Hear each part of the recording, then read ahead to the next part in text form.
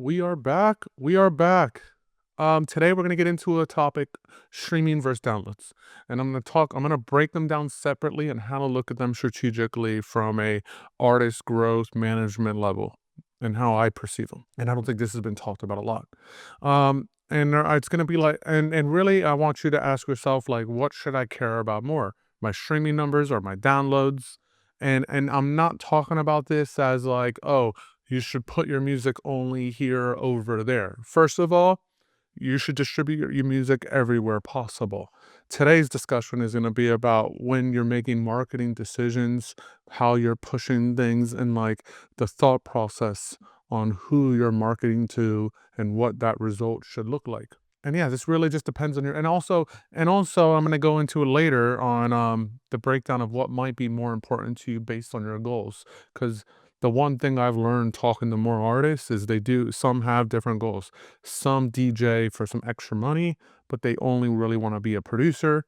Some love to DJ and want to tour DJing, and they only produce to enhance and get more gigs for touring.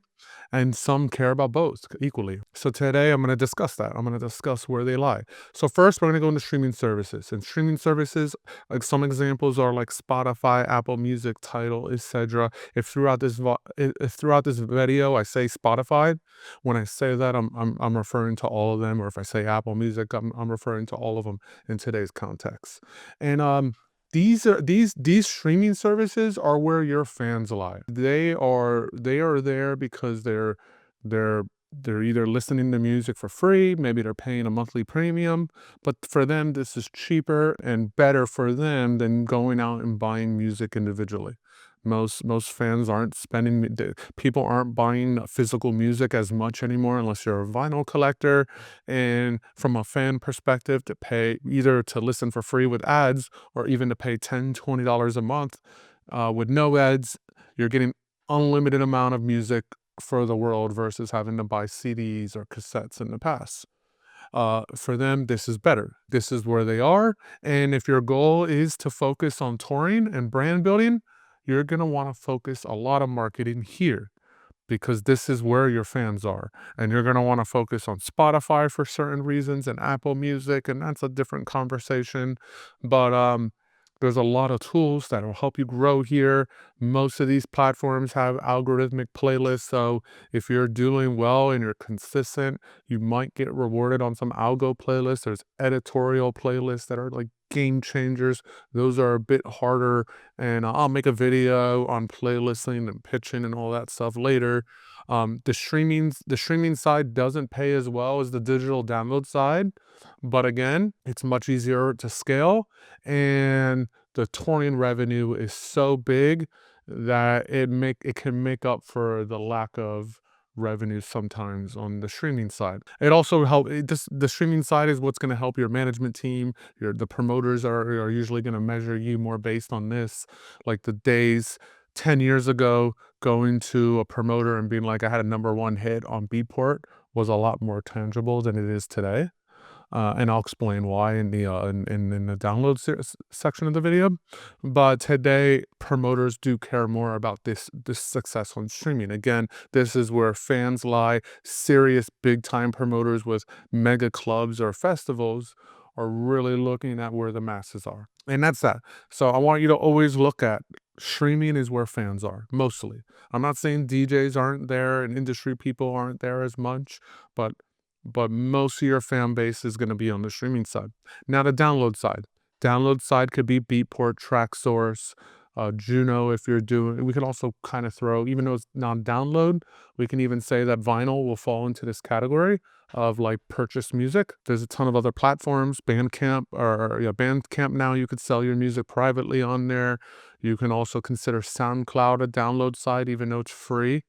I don't know if they offer a paid download setup on SoundCloud, but either way, we're just gonna say why I separate this is because the people that are buying music, whether it's digitally on Beatport and these platforms, whether it's physically and vinyl, or whether it's free or semi-paid on like Bandcamp or SoundCloud, is because this is mostly DJs now.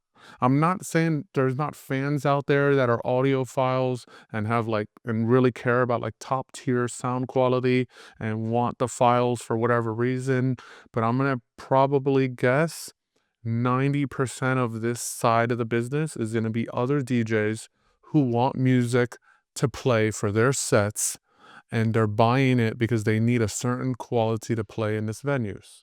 And that's where DJs are. And you're gonna make more money per download, and it's gonna be more attractive because of that.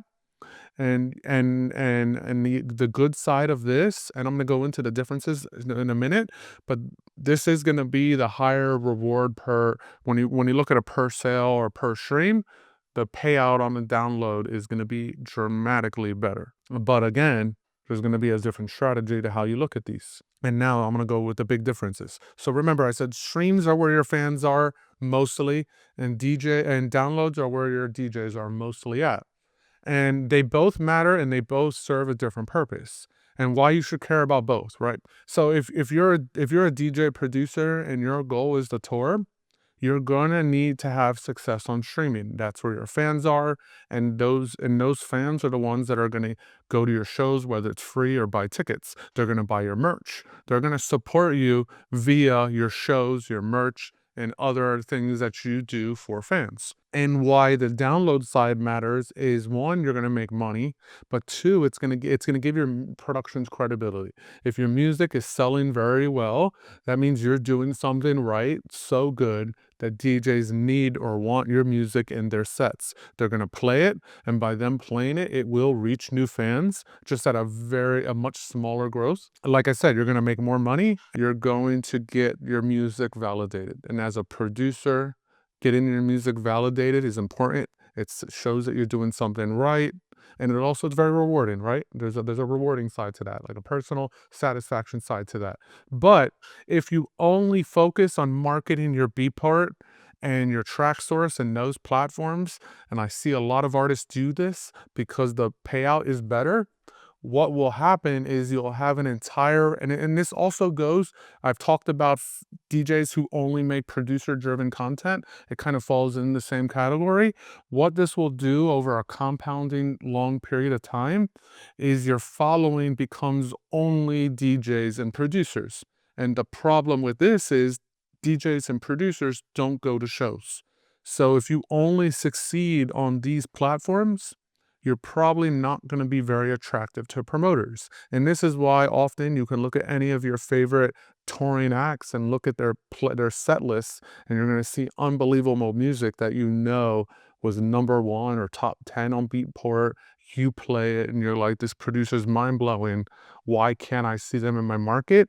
It's because they probably only focused on this side of the business. They don't have, even though they have a large fan base, that fan base might only be DJs and producers. They're not going to shows because most DJs and producers are struggling artists, and they usually decide between, if they can't get into a show for free, they then decide to allocate their money towards helping their career, whether it's buying more music, gear, tools, marketing, whatever. So that's why you want to do. That's why when you're doing a strategy, if your goal is to make some money on a production side, but also to tour, you need to allocate resources and promotions towards these streaming outlets because that's where your fans are going to be. And the results it will differ, and the results will change throughout your career growth. Your strategies will change, and even everything I say today might not matter in 5 years. But for now, your fans are mostly on streaming places, and the DJs and producers who are going to buy your music are on these DSPs, and you need to always look at it like that. And you need to make sure that you don't focus on one more than the other unless one of your goals outweighs the other. Touring revenue is always going to be way dramatically more than music revenue, even if you're the best producer in the world. So if you want to tour, market where your fans are at. You always want to focus at where your fans are at.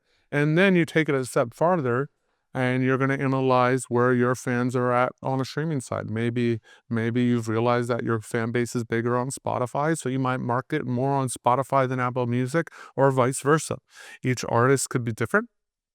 and the tools that these platforms provide you, song sets. There's tons of others. They're going to give you chart metrics. There's lots of platforms for this. This will allow you to take a deeper look into your fan base and who's listening or buying your music, and you should be able to make better marketing decisions based on that data. And look, that's really it. I don't think a lot of artists look at it like this. I talk to artists, and they're so hyper focused on Beatport or track source, or sometimes on the other side of the coin, they're too hyper focused on streaming, and then they're like, I'm doing really well on streaming and I have fans, but I'm not getting my music played a lot by others. And getting your music played a lot is a marketing tool, you know. Tracks go viral because people play them. They go viral because of the content you make and others make, but they're also going to go viral because everybody's playing them. So that's kind of why there's this like yin and yang battle of how you want to strategize this stuff. And early on, when your budgets are small, this is where it's challenging. Later, I'll make more videos on like different ways to market these things. But today's video is just to break down like the mindset and the way to perceive these different platforms. So that's pretty much it. I hope it helps. I hope it changes your perspective, and I'll see you on the next video.